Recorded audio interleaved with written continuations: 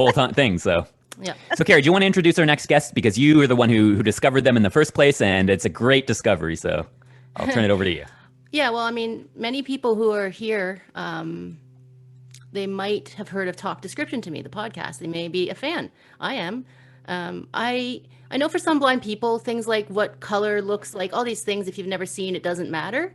But for a lot of blind people like me who are low vision, it matters what things you look like. And I remember what things used to look like. And although it's good to be positive and look toward the future and focus what I do on what I have, it's like, it still hurts when I think of things that I can't see anymore. So it's really nice to be able to have these two. They're a great team, and I will let them do most of the talking, and I'm sure their presentation will be awesome. But yeah, so check out their podcast after the presentation sometime. Talk Description to Me, JJ Hunt and Christine Malec. If you guys want to just take it away. I'll dive in, I guess. Janet Erickson joined the meeting. My name is Christine Malec, and JJ and I are co-hosts of the podcast. I'm a member of the blind community, so I've been blind since birth. And JJ is a professional audio describer, and in a moment you'll hear from him too. But our podcast is it's a weekly conversation, and me as a blind person and JJ as an audio describer talk about current events and sort of the visuals of the world from a blindness perspective. So what we are trying to do is to fill the gap that exists in news. And so there's sort of this sense that, oh, well, you can read news and you can watch news and there's a talking head. So there's talking all the time. But the truth is that there's lots of images behind that.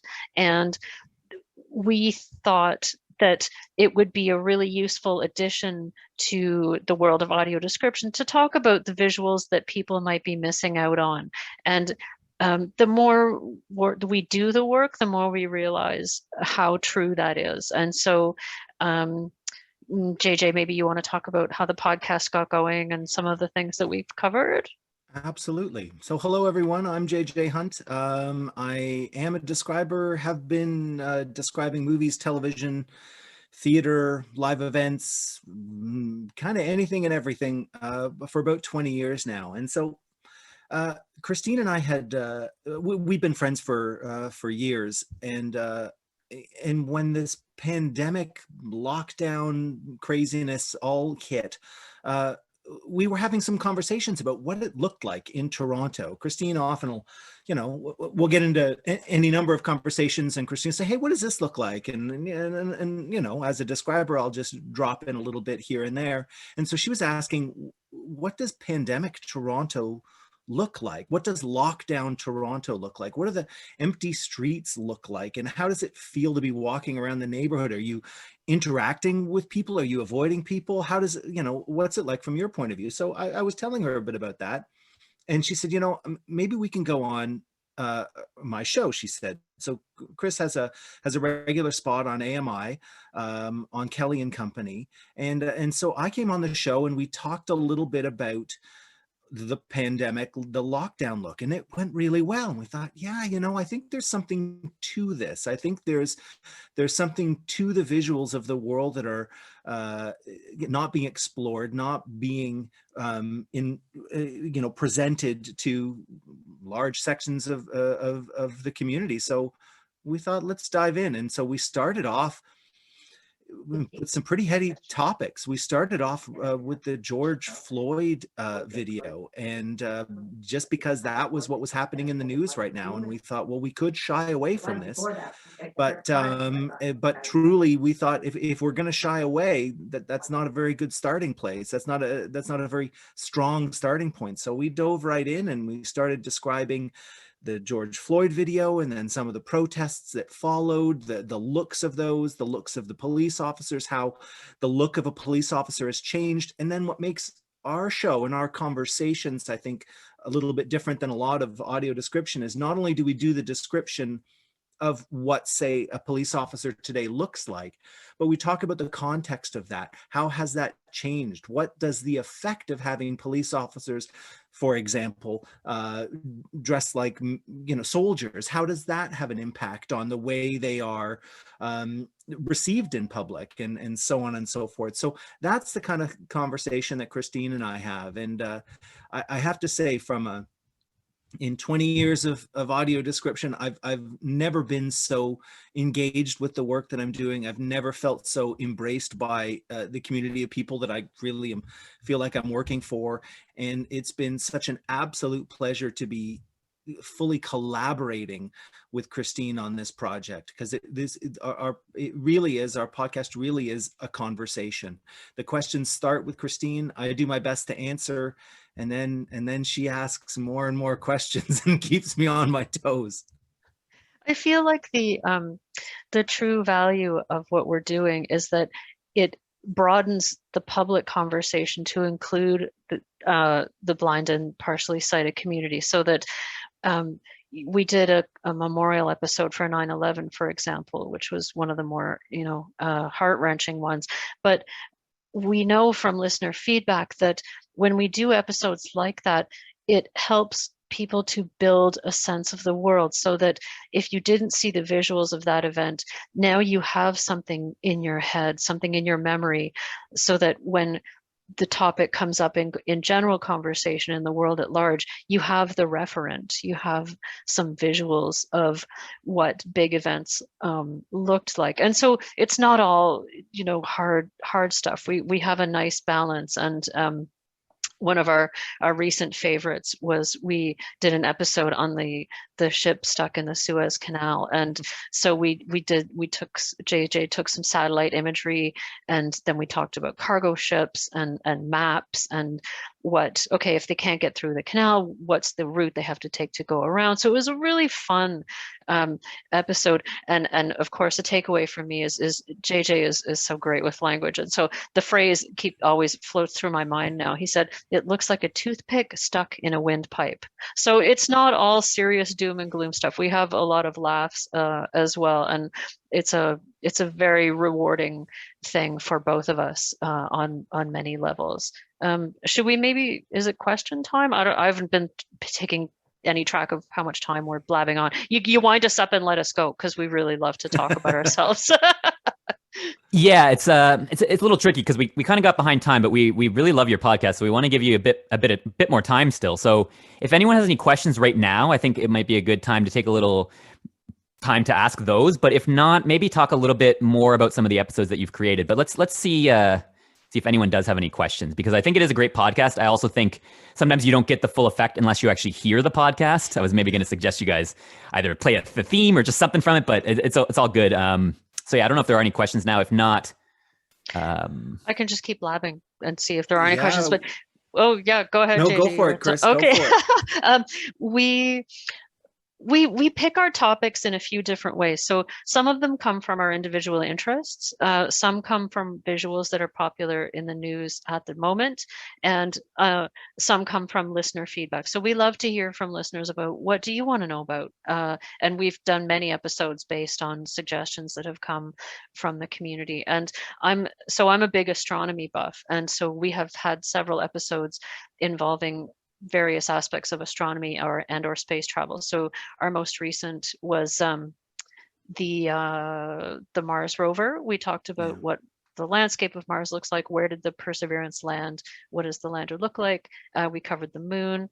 One of my favorites was the Northern Lights, and partly because it's astronomy, but also because JJ and I got to have a different kind of conversation where we could talk about what it looked like, but that's just not enough when you're talking about something so profound. And so I was able to say, okay, so how does it feel when you look at that? So maybe JJ, there's something you want to add there. Astronomy is a really interesting topic. And again, it's one of those ones that I find being blind is really sort of hard sometimes to really grasp. So I think that is an important one. And we do have a couple questions right now, so I think maybe we'll go to those. We have Hilton Schwartz has a question here. So actually,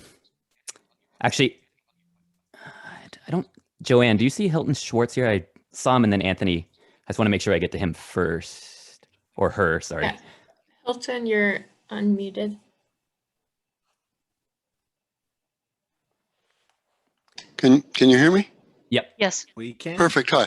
So two things. I'm interested in Mars also. And so if you could describe the helicopter and what it looks like and how it flies around and some of the images that comes back by it, and maybe a little bit about the physics, about why it's that size compared to the density of the air, that would be nice. So I lost my sight later in life. And when I speak to some of my colleagues who lost their sight earlier in life, and they describe how color is not something that they can understand, how do I explain that to them? And it came up a little bit in a description about racism, which is really, color of skinism. How does one explain that?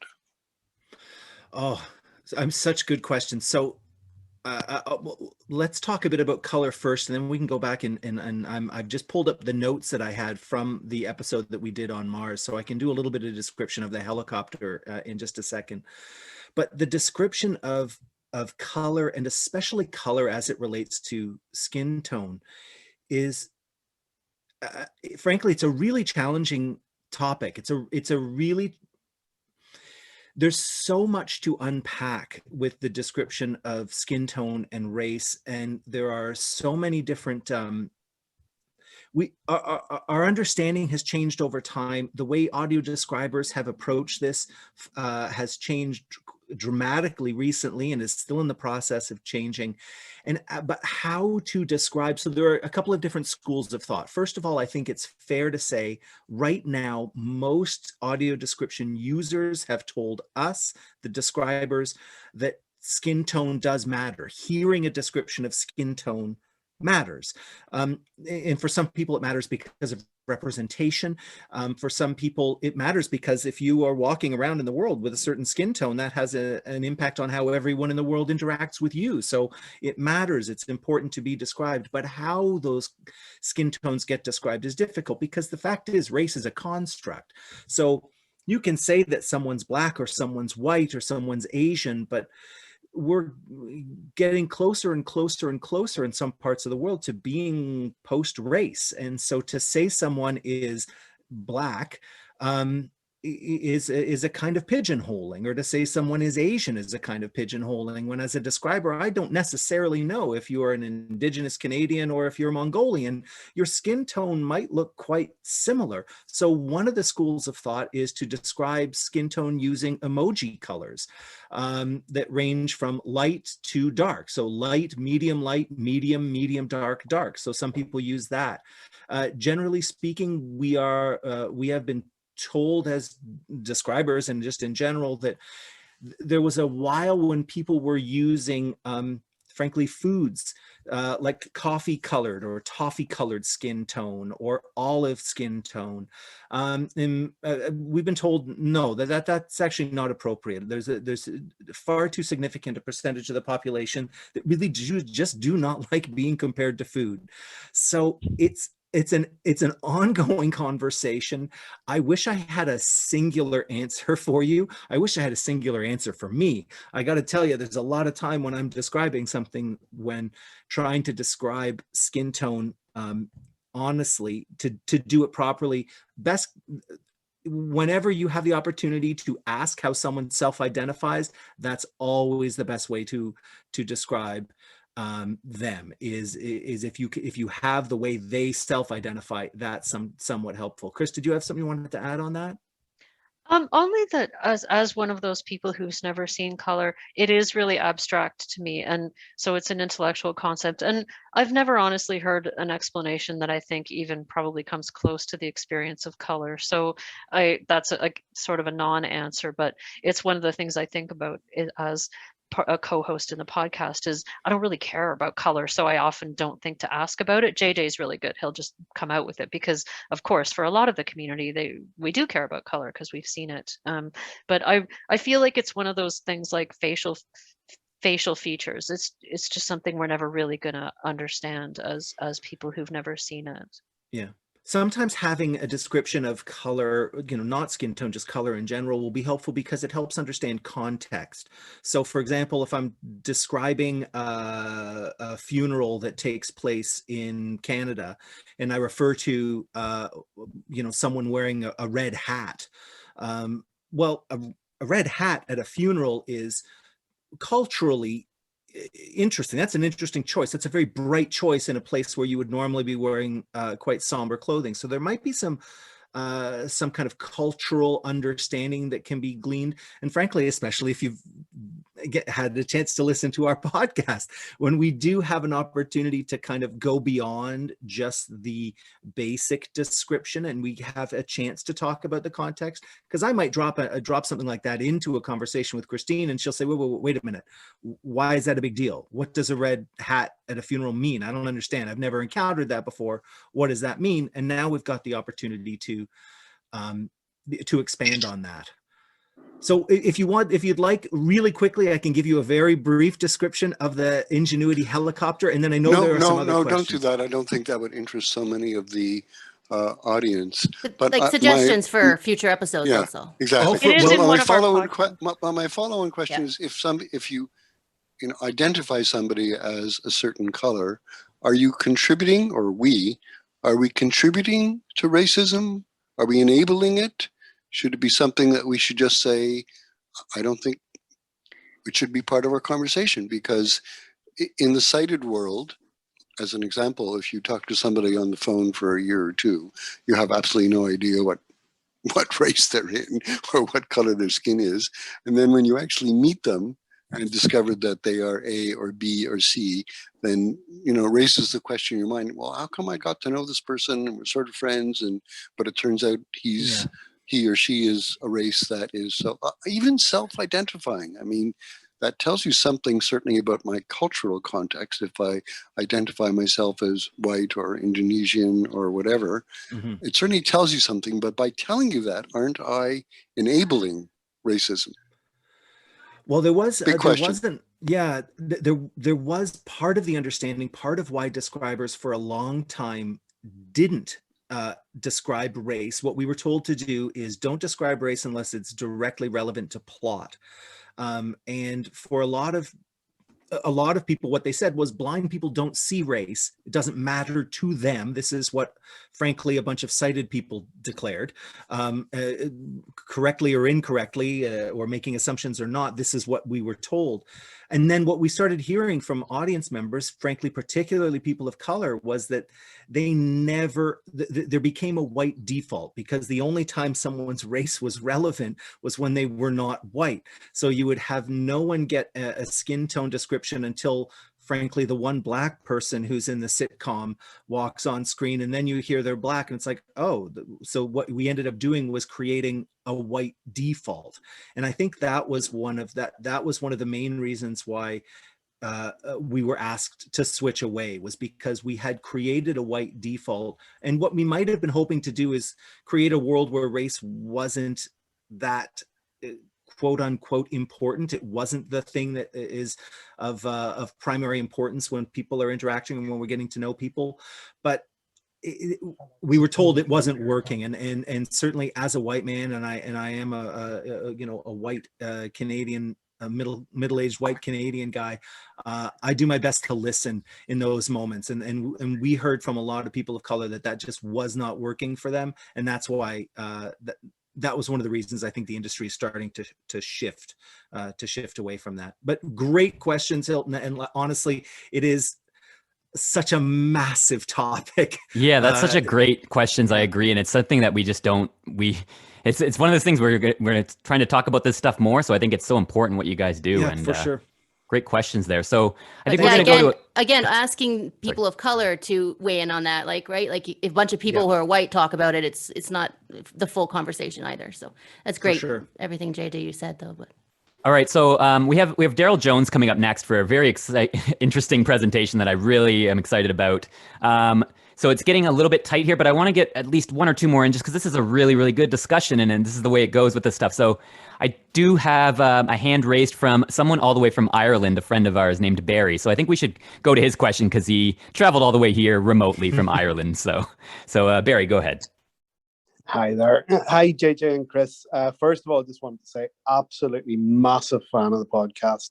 Yay! I swear to God, it is. I tell everyone that I meet over here in Northern Ireland all about it, and just sort of keep trying to push the message from this side of the pond for you guys. Thank you. You've got such a lovely natural flow together. Couldn't say more better stuff about these. You're just brilliant, these are. But I was sort of a bit of a tongue-in-cheek question for, part for JJ, maybe Chris, you might come into it as well. I was wondering, JJ, do you ever find in your quote-unquote normal / day-to-day non-describing life, do you ever drive family members or friends up the wall by overly describing things? Do you ever get the look that they sort of look at you like, really? Yeah. And then also, Chris, as well, do you ever find, because I know you guys have a personal sort of friendship as well, but do you ever find yourself sort of, because I love audio description, don't get me wrong, I really do, but do you ever sometimes just go, oh, you want to put your hands over your ears and go, enough, because it is so visual sometimes. Well, my answer is brief, so I'm gonna say it quicker. Sometimes it's the hard stuff that makes me want to put my hands over my ears, like The George emotional Floyd's stuff. murder. Yeah, it's Yeah. like I used to have my head in the sand about the news for that reason, that I'm very thin-skinned, and now I'm hearing lots of intense descriptions and important stuff. So that's metaphorically hands over the ears is for the difficult stuff, but for the fun stuff, no, there's never enough description in the world for me. JJ? Yeah, I definitely do. There have been times when I'll drive my family crazy because I'll be watching something and oh yeah. I drive my family crazy for a number of reasons, but just from a description standpoint, I'll be watching a TV or a TV show or a movie or something like that with my family, and they'll tell, I think they can tell, I'll tilt my head a certain way, I'll glass over in a certain way, and it's because I have stopped watching the show. You're looking for things in it as well. Oh God, yeah. Or I'm like, oh, that would be a challenging scene. I'd love to do that. And now I kind of got my kids in on it too. We went on a road trip. We escaped the city and we went up to we borrowed a friend's cottage, and it's been locked down in Toronto. So we hadn't been outside of the city for a long time. And Christine said, hey, I got an idea. She said, I've always wanted to to hear what's going by in the car. Like when you drive out of the city, when you go through cottage country, what do the signs look like? What are the kooky, what's going on at the side of the road? She said, maybe your kids would be interested in that. So I plugged my mic into the phone. I gave it to the boys, and they started describing wacky signs for, small town realtors and hamburger shacks. And so at some point we're going to do an episode that's going to be about, I don't know how we'll fit it in. We'll find a way, and we're going to edit the boys down. And it was at first the one son, he was like, no, I don't want to do it. Don't make me do it. And then the other guy he put on his radio voice and he started doing a description like this. And then the guy who didn't want to do it was like, no, you forgot to say this. Well, do you want the microphone? No, I don't want to do it. He wanted to get involved. He was jealous, so he was. Oh yeah, totally. So they started going at it, and then the whole family really does join into these description conversations, and especially when if it's a conversation where I know the next day I'm going to be recording with Chris, and we're going to talk about something that, like travel, my family really wants to get in on that. So I talk to them about what should I talk about? What should I describe? What elements of this thing that you have experienced should I describe? And so I drive them crazy, but they kind of they get in on it too. Too. Thanks for the question, Barry. I'm so glad you're digging the show. I really am. Thanks, guys. Yeah, me too. Thanks. All right, so we're getting down here, starting to get even more off schedule here. So I don't know if my co-host is here, if she has a thought on this, but there are a few more hands raised, and I feel bad not getting to all the questions, but they are people who have already asked questions. So yeah, I think we're going to have to cap it off here. But I'm Let sure us you know can. how we can find you guys. Yeah. Yeah, I don't know if you guys. I don't think you're. I don't know You're if you're able to stick sticking around around, but today, maybe but people can reach people out to can you by reach. email, or just let people know the best way to get a hold of you. Sure. Our website, well, probably our email address. It's very easy. Our website is talkdescriptiontome.com, and you can find all our podcasts there, or you can email us at talkdescriptiontome@gmail.com. So very simple. Awesome. Great I'll questions, just drop everybody. that into the chat. Yeah, cool. Great idea. All right. Yeah. So we're always happy to have conversations. That is where a lot of our show ideas come from listeners too. So people are always emailing us questions. They're following us on Twitter and dropping ideas there. So please do stay in touch, get in touch, and let us know the visuals of what visuals in the world that you're interested in. And Chris and I will do our best to chat away about it and see if we can add a little bit to the conversation. Yeah, thanks for having us. It's been fun. Thanks so guys. much. Thanks, guys. I'm really glad you could be with us for this. Awesome. Sure. Absolutely. All right. Okay, so let's introduce next Daryl.